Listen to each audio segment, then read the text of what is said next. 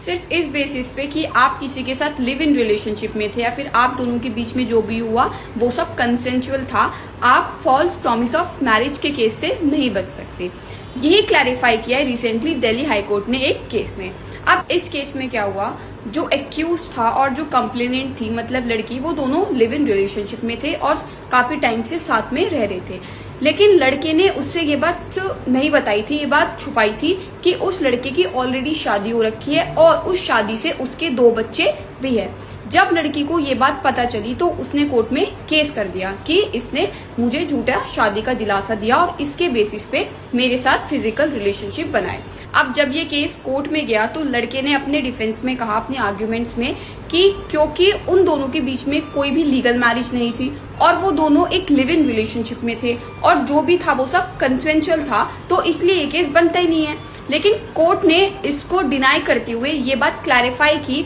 कि लड़की से उसने सारे मटेरियल फैक्ट्स छिपाए थे, क्योंकि उसने ये तो नहीं बताया था कि उसकी शादी भी हो रखी है और उसकी जो कंसेंट थी वो फ्रॉडेंटली ली गई थी, मतलब वो धोखेधड़ी से उसकी कंसेंट ली गई थी उससे सच्चाई छुपा के। इसलिए उसकी जो एंटिसिपेटरी बेल थी वो डिनाई कर दी और ये कहा कि लिव इन रिलेशनशिप एक डिफेंस के तौर पे यूज नहीं किया जा सकता फॉल्स प्रॉमिस ऑफ मैरिज के केसेस में।